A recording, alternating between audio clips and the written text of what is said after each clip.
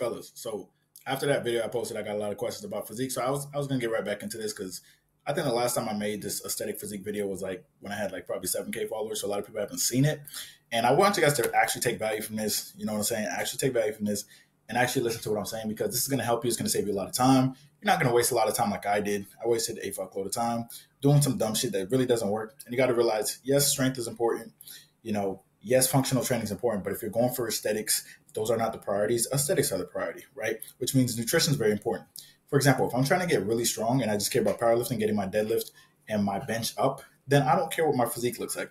I'm going to eat a bunch of McDonald's, any kind of fuel, and make sure I hit my protein goals, but eat like pancakes and shit too. And I'll be strong as shit because I have a fuckload of carbs in me, right?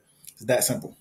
Like if I got the 220, kind of fat as hell, I could probably get up to like 455 on bench because at 202 I did 405 on bench. But I mean, I was fat. I'm pretty sure I was fasted that day too. So if I ate a bunch of bullshit, ate a bunch of rice and shit, then yeah, you'll get stronger. That's why a lot of powerlifters have big bellies. Their goal isn't aesthetics, it's strength. All right, it's a big difference. So you need to realize that. All right, so what is an aesthetic physique? So natural Eubanks was definitely aesthetic. I know he's not natural anymore, but natural Eubanks, this is like literally top 1% genetics right here. Well, I'm not going to call it genetics. He actually put in work. This is like top 1%. All right, this is how everyone wants to look, right? As far as his roid physique, I prefer this physique personally. This looks way better to me, and it looks natural, smooth, And then David JB Fit, you guys all know. Come on, bro. Like the dude's locked in all the time. Dude looks lean all the time. Shoulder to waist ratio is crazy all the time. So yeah, shoulder to waist ratio being there, that's aesthetic, right? These are like the top aesthetic people, naturals. Like I said, the Eubanks is a natural anymore, but I don't care. His natural physique was probably the most aesthetic physique out there. Let's just keep it a book, all right? No glaze, just being honest, all right? We got to be honest around here. So shoulder waist ratio is very important, of course. Good shoulders, good upper chest. That's the main things. Good quads, all of that. Good balance. Like you could fit in clothes. Like you could wear a button down and look fresh, right? You don't look bulky as shit in a button down like a steroid user, right? And of course, training for aesthetics. So like I said, aesthetics isn't performance. So if you want to run, if you want to power lift and you want to be the strongest person of all time, then aesthetics, you might have to give up some aesthetics, all right? Because that's not your priority. If you want to run a 5K, you don't need as much muscle as someone who's going for aesthetics. The less muscle you have if you're trying to run a 5K, the better, all right? So you can go further. Now, there are some people who do the 5K and they strength train, and they're pretty lean, they're pretty aesthetic, but if you want to get aesthetic, you do have to go through a phase of building muscle as well, right? Calisthenics and hypertrophy is going to be your best friend. Strength training, resistance training, calisthenics, all of that's going to help a lot. And like I said, priority isn't strength. Of course, you want to get stronger. You want to progressively overload, but that's not the priority. All right, so if you did 4 sets of 8 on incline bench and the last set, the 8 kind of felt shaky, stay at that next week. And then if you get all 4 sets, 8 clean, add 5 pounds the next week, right? Now, if you're going for strength, you'd be doing 4 sets of like 4 to 6, and you just be upping the weight like a lot quicker, right? The goal is to look good, feel good, not just performance, okay? So keep that in mind. Now, mind-muscle connection is by far going to be one of the most important things out there. All right, it's going to be one of the most important things out there. So before you hit shoulders, before you hit chest, you want to make sure you pre-exhaust that muscle. So for chest specifically, what I like to do is, as you saw in the video, I like to do dips, incline chest press, or pec deck. If there's not a pec deck, then I'll do incline chest press just to get blood flow in the chest first. So by the time I get to incline barbell, I get to incline dumbbell, I get to flat barbell, I actually feel my chest instead of feeling my elbows, kidneys, and fucking joints and shit. I hate feeling rotator cuff in elbows and shit when I'm doing flat bench. The only time I do that is if I go too heavy and I skip the warm-up. I skip the pre-exhaustion. That's the only time I feel that. The elbows, the rotator cuff doesn't hurt as much when you're actually using your chest. Because you got to realize, bench press is a chest movement. Now, I know that sounds basic, but I swear to God, when I first started doing it, like when I was getting strong, I did not feel my chest, right, unless I went super heavy. Because guess what? I didn't have good mind-muscle connection because I didn't pre-exhaust the muscle. You see what I'm saying? So it's very, very important to pre-exhaust the muscle. If you do not have those machines that I mentioned, then just go to the incline barbell and do 2 sets of like 25 with just the bar or just like a 10 on each side and just get like blood flow in your chest before you start. All right. Now, like I just said with pre-exhaustion, you gotta hit it before. So for shoulders specifically, you want to hit rear delt flies and some side raises before you get into like your military press and shit like that. I do have to do a shoulder day workout and a back day workout and all that. Like you got to do pull-ups before that. And then for leg day, you got to do leg extensions, hamstring curls before you actually get into, squats so you can so you can actually feel better squatting, but also so you can hit those muscles more as well. All right.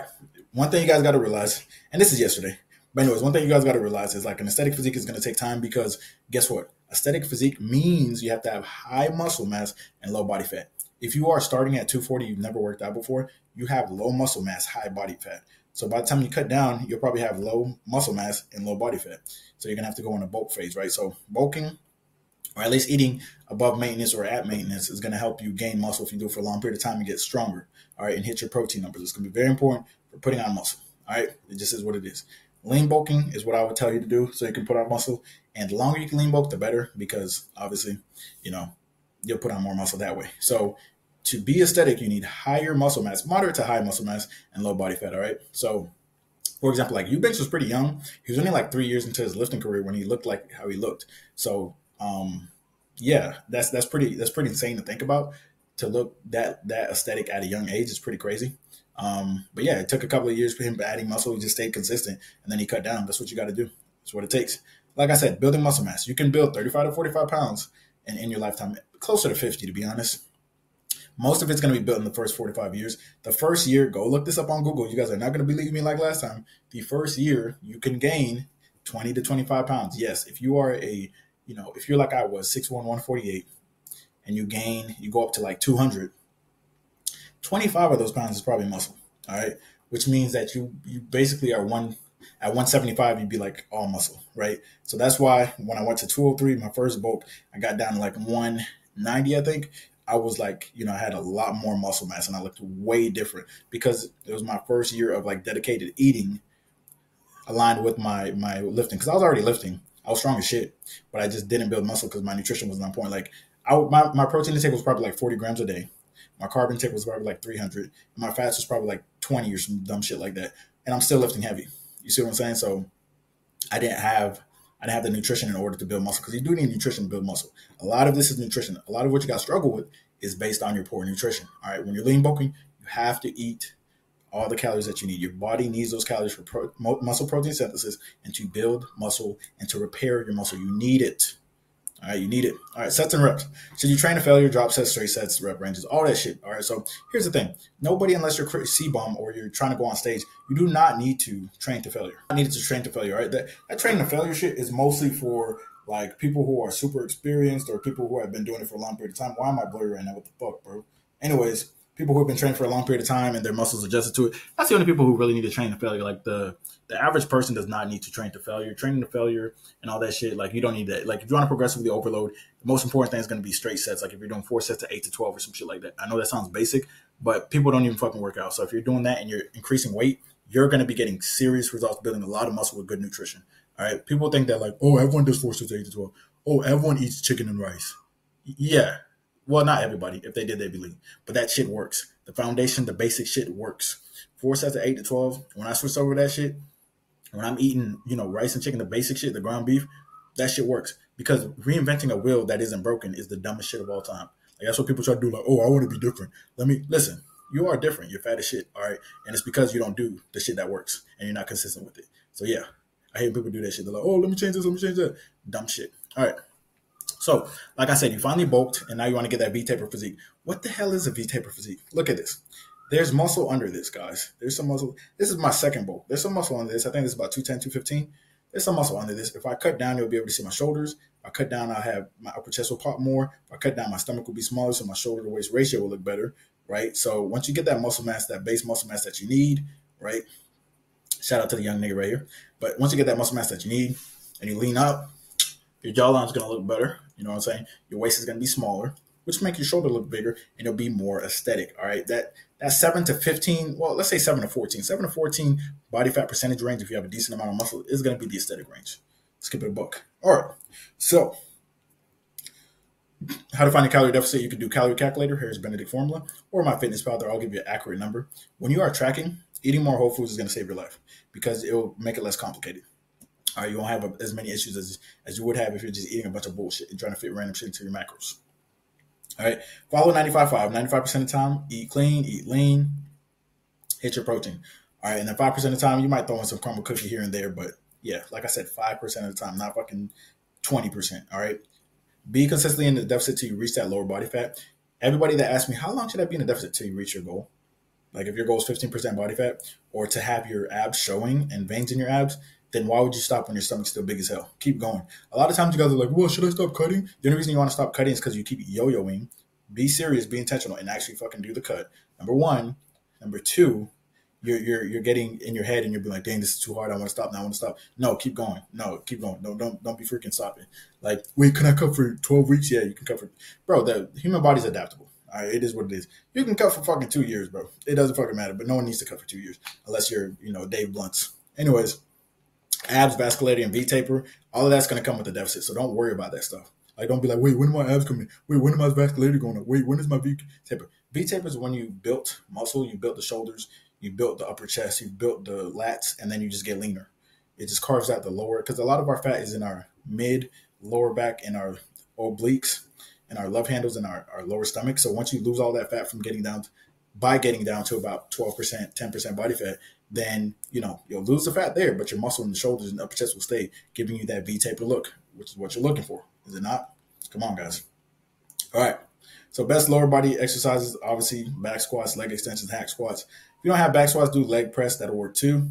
Slow dumbbell deadlifts for hamstrings, hamstring curls, calf raises, all that shit. All that shit works. All right. Very simple. And you want to keep the compound movements, the basic things that have the most evidence. You want to keep them there. All right. Here's the thing. Like I said, stop trying to reinvent the wheel. Like in high school, the football players have the most muscle. They're the most alpha. They get the most chicks, right? And people are like, well, why do they get most of the chicks? Because they're ambitious, they're in shape, and they have a lot of masculine energy. It is what it is. That's always going to attract the chicks. When it comes to building muscle, guess what? The compound movements and the movements that work are going to be the movements that work. It's like you're not changing the shit. Like a lot of people want to do like, well, I seen that you're doing dumbbell incline, but I want to do different. So I'm going to do twerk incline dumbbell. Like just dumb shit. Do what works and progressively overload in it. You should not be changing your workouts all the fucking time. That shit is dumb as hell too. Like if you're changing your workouts consistently, you're never going to progress in it. You cannot change something and get better at it. Like just imagine whatever job you work, you change jobs every day. If you change jobs every day, you'll never master your job. If you want to master your craft, you have to do your craft enough. Look at Zenitsu. All right. All he does is thunder breathing, first form or some shit. That's the only shit he can do. Why? Because and how did he become Hashira level? Is because he stayed consistent, right? He stayed consistent and kept doing it. You can master the first form of thunder breathing and still become Hashira level. Why? Because you've done it so many times and you've gotten so good at it. You have so much experience at it that you literally mastered it to the T. All right. So if you only have back in the old days, guess what? Guess what people did? Barbell rows, squats, barbell curls, barbell bench press. But they did so many reps over time, and of course deadlift. They did so many reps over time, and they spammed it so many times that they built all their muscles. Because guess what? And their nutrition was on point. But guess what? If you do those movements over and over, since they work every muscle, eventually your muscles will grow. Like you guys are always trying to speed up the process by being like, hey man, but I want triceps faster than you. So what I'm going to do is when I'm sleeping, I'm going to do some extra tricep push-ups to speed up you're not speeding up the fucking process. All right. Be patient and do shit over and over. You're not going to go from a 135 incline bench to a 315 incline bench in, 2 weeks, 2 months. It's just not going to happen. It doesn't happen that way. You're not going from 40% body fat to 10% body fat in 1 month. All right. It doesn't happen. Now, best splits are usually Arnold, bro, push-pull legs. Anything really that has compound movements and that you're doing push-pull legs, like upper, lower, all that stuff works. As long as you're doing compound movements and you're being consistent, you're progressively overloading and tracking, it's gonna work. There is no secret, routine that's like, oh my God, this is the best. Hey, studies actually show that if you do, upper, lower, and then you have a torque session, and then there's just, you guys think there's some goofy shit out there that's going to change your life. No, looking for the goofy shit out there is why you guys don't get to your goals. You're always looking for some fancy shit that doesn't work, that's not been proven to work, that is not going to work. What works is the basics done over time. When you can do what's monotonous over and over and progressively overload, that's when you get results. Looking for something new is just a dumb. Honestly, people who say no, I just need something new. You have the dumbest mindset of all time. You're not going to be successful. I don't want to talk to you. Don't talk to me. Leave me alone. I don't want to hear that shit. Shit is so dumb. No, I want to do something different. Shut up. All right. Consistency. Nothing is going to work without consistency. The key to progressive overloading, building muscle, is consistency. Like I said earlier, you're not going from 135 incline bench, flat bench to 315. It's just overnight. It's not happening. It's not happening in 2 months. It's not happening in 6 months. All right. Now, that's why I always say when I see someone in the gym and they're struggling with like 135, I'm like, okay, they're gonna get stronger, but they just need to put more time in. That's all it is. They just need to be more consistent. When I see someone repping 225 on incline or flat bench, I'm like, okay, they've been working out for a while, they've been consistent. That's all it is, because the only way to get stronger is consistency. Because every time you're inconsistent, you start back where you started. You did 130. Most people do 135 for like 6 to 10 reps. They take a month off and they come back and they have to do 115 and then work up to 135. Take a few months off and they keep repeating the cycle. Then it's 6 years later and they're like, "Hey man, I see you lifting, man. How you get to 225? I mean, how you repping 275?" Because there's some big dude in the gym and he was always like, "Man, like, bro," because I think he weighed like 260 probably. He's like, "Bro, how you repping 275?" Because I'm 185. And he's like, "Bro, you're skinny. How you repping 275?" And I'm like, "What are you talking about, bro? It's just repetition." I've just been lifting for so long that it's like the weight is just light now because experience and consistency. It's not strength, right? It's not. I don't consider it strength if you're just consistent. Because, like I said, if you're benching, for example, if you're benching 135 consistently, eventually you're gonna be like, "This is just too light. I need more stress on my muscles." You're gonna bump it up to 155, and then that's gonna be too light. 185, too light. 225. Like that's just how it works. It's not strength if you're going up in weight like that. It's just like it's impossible not to go up in weight if you're just consistent with it. Same thing with deadlifts. If you're deadlifting 315 and you've been doing it for so long, it's like, you know what, this is too light. I need some more stimulus. 405, more stimulus. 500, 600. It's like it's not that deep. All right. Now, like I said, patience. Patience, patience, patience. All right. This obviously didn't happen overnight. All right. Years of laziness and inconsistency is why you're not at your goals. You're beating your meat 24/7. You're eating pizza 24/7. You're inconsistent 24/7. You're like, "Man, my bench won't go up," but you don't bench consistently. So shut the hell up. "Man, my squat can't go up." You don't squat consistently. "My chest won't grow." You don't hit chest consistently. You don't progressively overload, and you do not even pre-exhaust your chest. So how do you expect it to grow? And your nutrition is not on point. All right. So you got to realize, if you're not dialed in and doing the bare minimum, stop expecting any results at all. It's disrespectful to the process. Period. All right. So here's why most people are just never going to be, build an aesthetic physique, is because the victim mindset or the best time to start mindset. Listen, I'm going to talk about this New Year's shit every day because I'm starting to get the DMs about this goofy New Year's shit. Like, "Yeah, man, this New Year's, shut the fuck up, bro. Starting in the New Year's is the dumbest shit. That means the only time to prioritize your health is the New Year's. Not like that doesn't make any sense. That means that in your head, health is not a priority. Health should be a priority all the time. You should literally incorporate it into your life like you do any other habit, right? It should be like any other habit, like brushing your teeth. It's part of taking care of yourself. The reason your health is on the back burner, the reason your health is so bad when you go to the doctor, is because you do not prioritize it. There is no best time to prioritize that shit. There's no time. Like, if you think the best time to start is the New Year's, that means from now to the New Year, you think it's the best time to be unhealthy. That doesn't make any sense. There's never a better time to be unhealthy than healthy. It doesn't make any sense. All right. All these heart attacks, all this obesity, all this type 2 diabetes, leading to kidney disease is because of bad nutrition and bad habits. Be proactive instead of reactive. All right. Goofy shit. Tracking your progress, of course. Progress pictures are going to help. They're going to keep you motivated. There's been a lot of times where they kept me motivated, and I was like, "Man, I'm done. Oh my gosh, I suck." And I looked at the progress picture. I'm like, "Okay, I'm doing good." Or I looked at I looked at my measurements, and I'm like, "Dude, my arm grew. Dude, my quads grew. Dude, I'm looking crazy. My shoulders grew by 4 inches. Oh my god!" Like, all that shit really kept me, locked in, and it kept me going, man. So tracking your progress is super important. All right. Now, other things to note. We all know this. Supplements.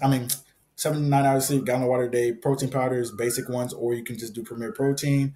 You can do ashwagandha, pre-workout caffeine, dandelion root to flush your system, yohimbe, shit like that. That'll be good. That's all you need, honestly. All right. And here's the thing. To go from about, what is this, like 12, 15% to down to this, that's when the steroid look kicks in. And obviously here, just fat as hell, probably like 20, 25%. But going from 25 to 10 is how you get the, half natty look. You're keeping the muscle that's here, but you're shedding the fat. So you're carving yourself out. So it looks like, "Oh my God, he's on steroids. There's no way you could look like that." You can with hard work. All right. Very simple. Link is in the description. I don't want any bullshit. If you're not locked in, do not book a call. Listen, I don't want to hear any shit about, "Oh no, like, I don't know, like, let me ask my girlfriend if she's okay with me being lean." Is that not the goofiest shit ever? Your girlfriend dictates what you do with your physique. Your girlfriend dictates your own health. No, but like, dude, shut up. Bye.